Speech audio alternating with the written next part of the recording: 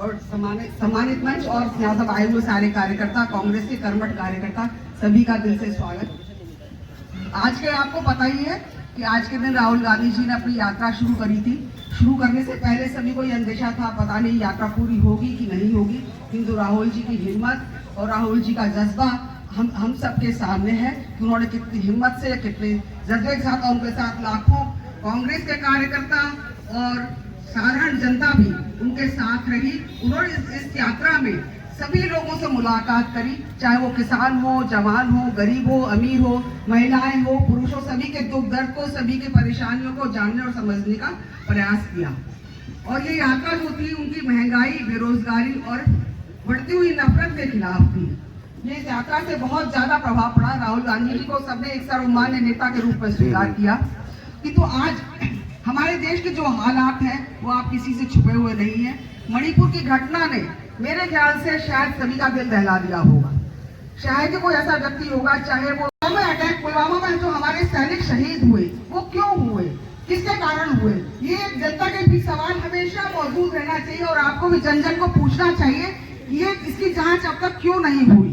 सत्यपाल मलिक जी का जो बयान है उसके हिसाब से मोदी जी ने वो जो शहीद हुए हमारे जवान वो हो जाने दिया, जबकि उनसे कहा गया कि उनको एयरलिफ्ट करा दीजिए, उन्होंने एयरलिफ्ट नहीं कराया, उस पर बड़ी लापरवाही बरती। इसका मतलब वो चुनाव जीतने के लिए वो कुछ भी कर सकते थे।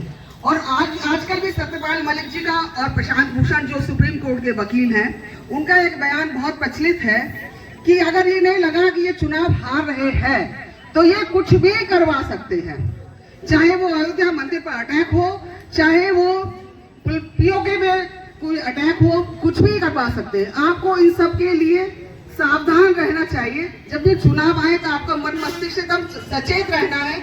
हमको इनके जो भी कर्म करेंगे तो जरूर, तो हमको भावनाओं में नहीं बहना है, हमको अपने भाईचारे को बनाए रखना है और इंडिया को जिताना है।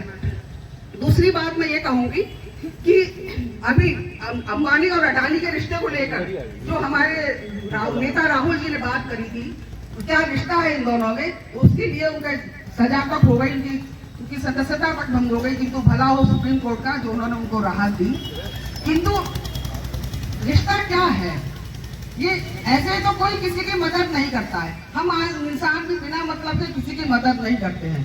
इसका मतलब तो यही है जो अडानी का रुपया है वो मोदी जी का रुपया है। जो अडानी का जो भी विदेश में वो जाते हैं, अडानी जी के लिए एक प्रोजेक्ट मंजूर करवा कर ही आते हैं। वो विदेश नीति तो उनकी कम है, उनकी अडानी की बिजनेस फैलाने की नीति ज्यादा है। जो उद्योगपति 2014 से पहले 609 नंबर पर था, वो दूसरे नंबर पर वर्ल्ड में कैसे आ गया। काश मोदी जी हम सबके लिए ऐसे ही मदद कर देते तो इस देश में शायद गरीबी ना रहती। और मैं ये कहूंगी, अभी मोदी जी ने 200 रुपए सिलेंडर पर कम किए हैं। हम सब लोग बहुत खुश हुए कि चलो कुछ कम हुए, किंतु ये सब चुनावों के कारण है, ये आप सब भी समझते हैं।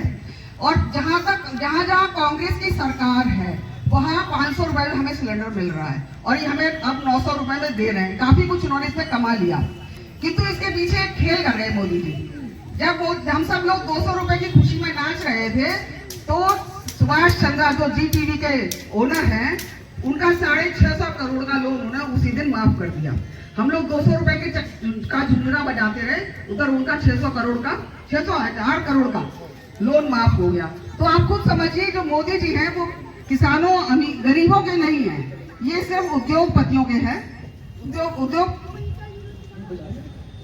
उद्योगपतियों के हैं। और आपको आजकल मोदी जी और एक चीज से बहुत घबराए हुए हैं, जो हमारा इंडिया अलायंस बन गया है, पता नहीं उसके बारे में क्या क्या घमंडिया बनाए जाते हैं। और उसके अलावा अब वो इंडिया शब्द से इतनी नफरत करने लगे हैं कि संविधान से ही इंडिया शब्द को निकालना चाह रहे हैं, इंडिया शब्द को निकालना चाहते हैं। हमारे संविधान में भी लिखा है इंडिया दैट्स भारत।